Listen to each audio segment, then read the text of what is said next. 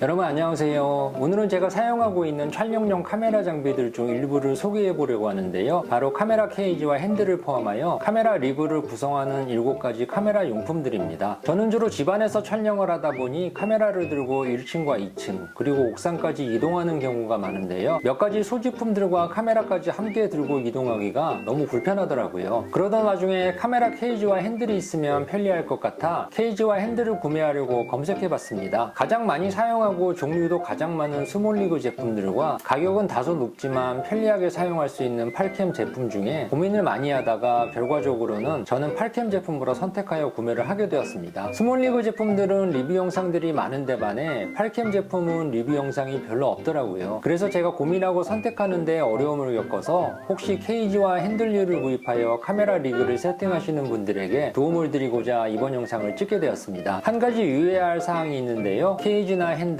그리고 추가 액세서리들을 선택할 때에는 가능하면 한 가지 브랜드로 통일하는 것이 중복 투자를 방지할 수 있습니다. 각 브랜드들마다 자사의 소비 생태계에서 이탈하지 못하도록 독점의 기술을 가지고 있는데요. 예를 들면 애플의 경우 애플 기종끼리만 호환이 된다든지 이케아의 경우 이케아 가구나 용품들끼리만 규격이 맞는 경우입니다. 카메라 장비도 마찬가지죠. 저는 그래서 스몰리그와 팔캠 두 가지 브랜드를 면밀하게 비교해 봤는데요. 개인별로 사용 용도에 따라 잘 맞는 제품과 브랜드가 다르겠지만 저에게는 팔캠 시스템이 더 적합한 것 같아 케이지와 핸들, 플레이트들은 모두 팔캠으로 통일하여 세팅하였습니다. 제가 팔캠을 선택한 가장 큰 이유는 블럭식 구조의 퀵 릴리즈 방식이라는 원터치 탈착 시스템입니다. 카메라를 삼각대에 부착하거나 각종 핸들을 케이지에 부착할 때에 1초 만에 탈부착이 가능한 팔캠만의 방식인데요. 장비들을 소개하면서 좀 더 자세하게 보여드리도록 하겠습니다. 첫 번째와 두 번째는 두 가지 종류의 카메라 케이지입니다. 저는 영상 촬영용으로 최근에 구입한 파나소닉 G9 마크2와 GH5S 두 개의 바디를 운영하고 있어 케이지도 두 개를 구입하여 사용하고 있습니다. G9 마크2에는 FC3401이라는 케이지인데요. G9 마크2가 최근에 나온 바디라서 G9 마크2 케이지로 검색하면 해당 제품들이 안 나오더라고요. 그래서 동일한 바디인 파나소닉 S5 마크2 케이지로 검색하여 이 제품을 구입하였습니다. 처음 케이지를 구입하신다면 풀 케이지를 구입할 것인지 하프 케이지를 구입할 것인지에 대해 고민하게 되는데요. 풀 케이지는 좀 더 안전한 보호와 다양한 옵션을 부착할 수 있지만 무거운 무게가 단점이죠. 반면에 하프 케이지는 무게는 좀 더 가볍지만 장착할 수 있는 옵션과 보호 기능이 풀 케이지보다는 제한적이라는 단점이 있습니다. 이 팔캠 FC3401 케이지의 특징은 풀 케이지와 하프 케이지를 융합된 형태로 사용할 수 있어 그러한 고민을 해결할 수 있습니다. 많은 분들이 처음엔 풀 케이지로 사용을 하다가 무거운 무게와 생각만큼 사용하지 않는 기능들로 인해 좀 더 가벼운 하프 케이지로 갈아타시는 분들도 많은데요. 이 케이지는 잠금나사 두 개로 우측의 사이드 플레이트를 탈부착하여 풀 케이지나 하프 케이지 형태로 사용할 수 있습니다. 카메라의 왼쪽 부분은 뭔가를 많이 장착하는데 오른쪽 부분은 반드시 손으로 쥐어서 셔터를 눌러야 하기 때문에 구성품을 부착하기는 어려운 구조라 사실 우측 사이드 플레이트는 보호 기능이 아니라면 별반 필요가 없을 것 같기도 합니다. 카메라는 나사를 이용하여 케이지에 결합하는 방식이고 케이지의 소재는 정밀 CNC 가공된 고강도 알루미늄 합금으로 되어 있어 마감 퀄리티가 상당히 우수합니다. 그리고 카메라를 작동하는데 최대한 간섭을 받지 않도록 설계되어 있어 케이지를 장착한 상태로 배터리나 메모리 탈착 그리고 각종 케이블 연결이 가능합니다. 또한 하단부의 바닥에 밀착되는 면은 높이를 동일하게 맞춰놔서 카메라를 미사용 시 스탠바이 시킬 때에도 고꾸라지지 않고 정자세로 안정감 있게 고정이 됩니다. GH5S에는 FC3809라는 좀 특이한 케이지인데요. 전용 케이지는 아니고 여러가지 기종에 범용으로 사용이 가능한 폴더블 접이식 하프 케이지입니다. 이 케이지는 탈착하여 접으면 주머니에 휴대할 정도로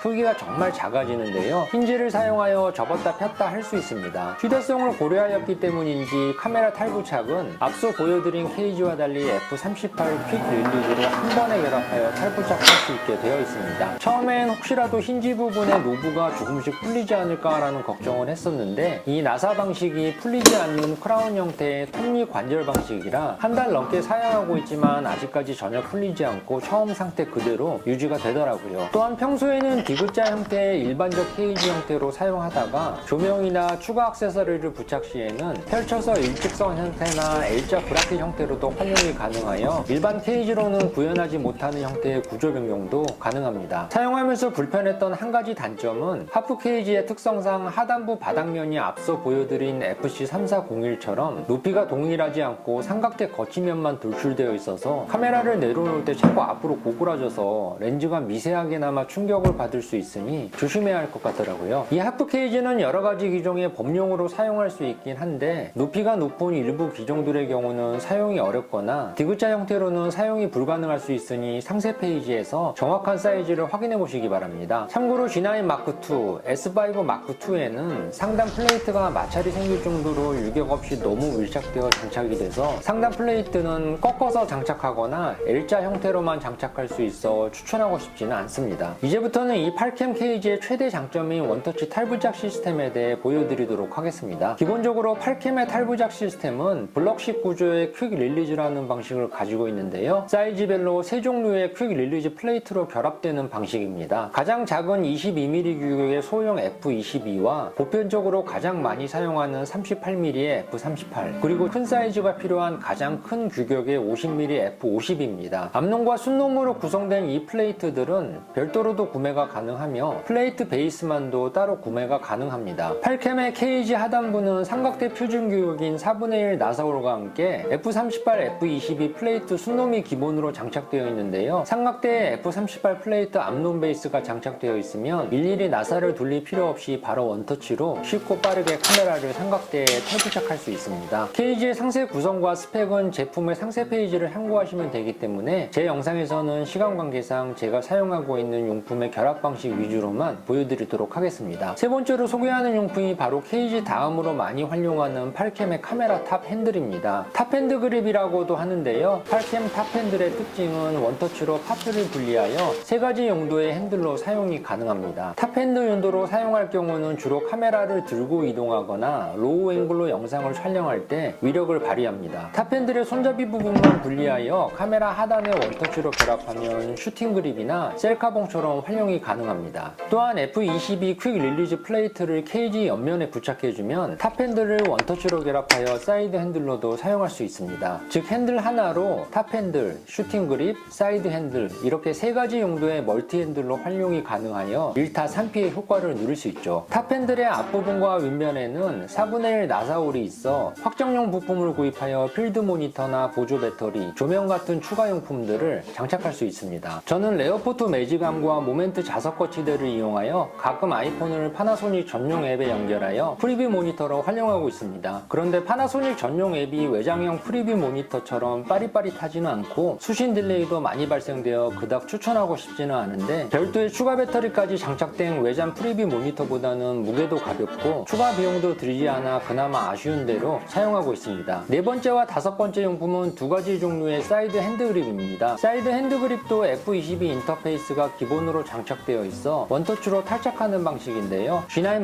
M2에 사용하는 FC2565는 두 개의 육각 볼트를 이용하여 그립의 높낮이 조정도 가능합니다. 상단에는 F22 플레이트 암놈과 순놈이 나란히 있어 SSD나 보조 배터리 같은 추가 용품들을 확장하여 장착할 수 있습니다. 8캠 그립의 소재는 처음엔 우드 재질인 줄 알았는데 우드가 아니라 미카르타라고 하는 권총이나 칼 손잡이 같은 무기 만드는 재질에 사용되는 소재라고 합니다. 실제 그립의 모양도 권총 손잡이 모양과 유사합니다. 땀이 차거나 미끄러지지 않고 손에 감기는 듯한 쾌적한 그립감이 좋았습니다. GH5S에 사용하는 사이드 그립은 FC3040이라는 컴팩트한 사이즈의 버섯 모양인 머시룸 그립인데요. 별도의 확장용품을 장착할 수는 없고 순수하게 사이드 그립으로만 활용이 가능합니다. 이 사이드 그립을 장착하면 핸드헬드로 촬영 시에 안정감을 훨씬 높일 수는 있는데요. 반면에 1인 창작자들이 혼자 촬영 시에 수입을 액정을 회전시켜 보면서 촬영할 수는 없어 이럴 때는 어쩔 수 없이 탈착 후 사용해야 합니다. 8캠의 퀵 릴리즈는 이럴 때 위력을 발휘하는 것 같았습니다. 나사를 돌려서 그때그때마다 일일이 돌려서 탈부착할 필요 없이 그냥 원터치로 1초 만에 탈착이 가능하니 집중력이 끊어지지 않고 촬영 시간도 세이브할 수 있더라고요. 여섯 번째는 콜드슈를 하나 더 확장할 수 있는 울란지 콜드슈 확장 브라켓입니다. G9 M2에는 유무선이 다 되는 코미카 VM30 샷건 마이크를 사용하고 있는데요. 울란지 콜드슈 확장 브라켓을 사용하여 마이크와 무선 송신기를 동시에 장착하여 사용하고 있습니다. 평소에는 유선으로 마이크를 사용하다가 망원 렌즈를 사용할 경우에는 무선 송신기에 케이블만 바꿔 껴주면 되니 정말 편리합니다. 특히나 이 확장 브라켓을 사용하면 높이가 낮아 탑핸들 사용 시에도 동선의 간섭을 받지 않아 아주 유용합니다. 일곱 번째는 번째는 카메라 류기에 꼭 필요한 매지감인데요. 케이지나 핸들에 놓은 용품을 확장할 때 가장 많이 사용하는 것이 4분의 1 나사홀입니다. 여러 형태로 변경할 수 있는 이 매지감이 있으면 조명, 배터리, 프리뷰 모니터 등 웬만한 확장 용품들은 필요한 위치에 유령껏 장착할 수 있으니 참고하시기 바랍니다. 이 매지감은 많이 활용되는 아이템이라 스몰리그, 팔캠, 레오포터 등 웬만한 브랜드에서 모두 판매하고 있으니 저렴하고 마음에 드시는 제품으로 골라 선택하시면 될 것 같습니다. 저는 카메라에 주로 마이크 하나만 장착하여 사용하고 있어 리그가 비교적 단촐한데요. 그래도 혹시 필요하신 분들을 위해 오늘 제가 소개해드린 제품들은 한눈에 보고 검색하실 수 있도록 페이지에 요약하여 정리하였으니 필요하신 분들은 지금 화면을 캡처하여 활용하시기 바랍니다. 더보기란에도 남겨놓을 테니 참고하시기 바랍니다. 오늘 소개해본 팔캠 제품들의 장단점도 핵심 사항들만 3가지씩 요약해보았는데요. 가장 큰 장점 3가지는 원터치로 한 번에 탈착이 가능한 획기적인 조작 시스템, 우수한 마감 퀄리티와 디자인, 안티드롭 방식의 안전한 기능성으로 심리적 안도감을 줄 수 있으며, 반면에 제가 느꼈던 단점 3가지는 함께 제공되는 렌치와 공구들이 일체형 수납이 아니라 별도로 수납해야 하는 불편함, 전반적인 제품들의 라인업이 S사처럼 풍부하지 않아 선택에 제약적인 점, 그리고 다소 비싼 가격입니다. 오늘은 제가 사용하고 있는 카메라 리그 용품들에 대해 소개해보았는데요. 다음엔 제가 일상에 휴대하며 사용하고 있는 데일리 카메라 가방들도 소개해보려고 하니 혹 관심 있으신 분들은 구독과 좋아요 누르시고 다음 영상도 놓치지 마시기를 바랍니다. 오늘 영상은 여기까지고요. 그럼 저는 다음 영상에서 뵙겠습니다.